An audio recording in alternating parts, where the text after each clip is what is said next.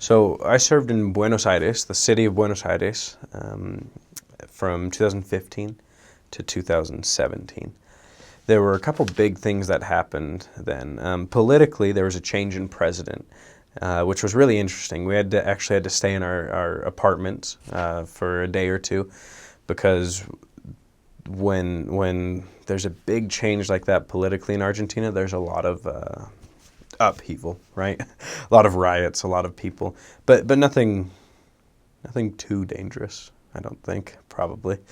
So there was a switch in that. There were things like that, but also there was a switch in my mission. I arrived to the South Mission, and then it split into the East Mission when I was a couple months in, which was a really incredible experience for me. I got to see the difference between one mission president to the other mission president, from one mission to the other. I got to see the mission, Buenos Aires East, from its very beginnings, and it really was quite incredible. The missionaries that we had, we're just a ragtag bunch of kids, right? Missionaries,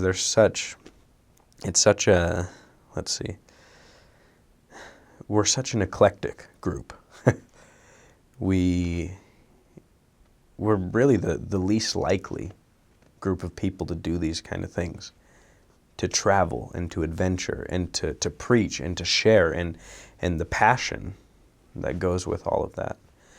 And that's what I got to see when the mission split, was the beginning of something incredible, something that really does change people's lives and changes the world.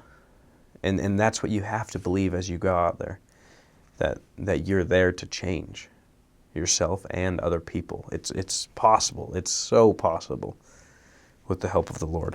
As for Buenos Aires, it's a very European city, actually. Where I was in the south end and the east end, which it's a lot more poor.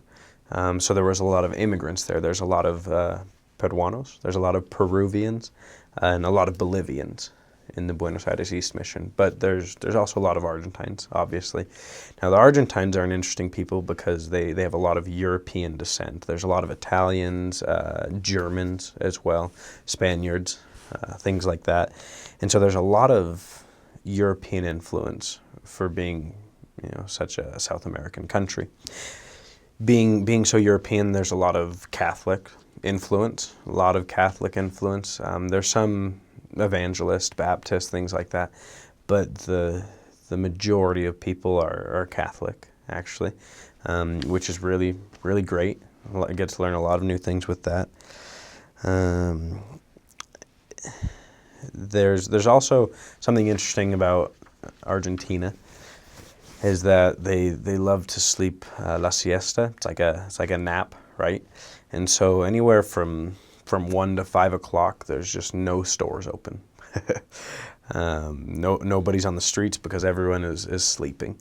It's very different than the American culture. Something that was hard for me to learn was the timing of things.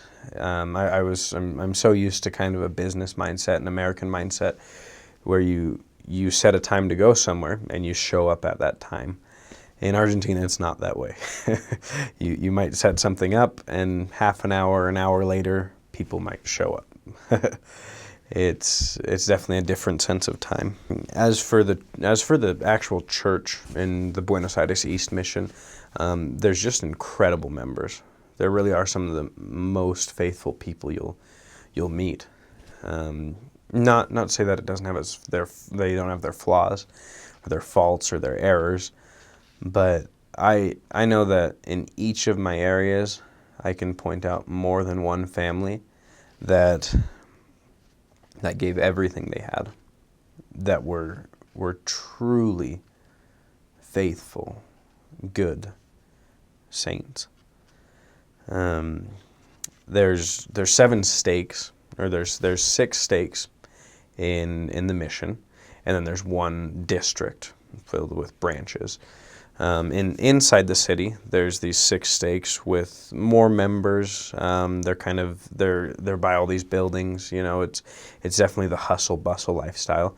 And then there's this district that's on the coast. It's on the Atlantic coast. Absolutely beautiful.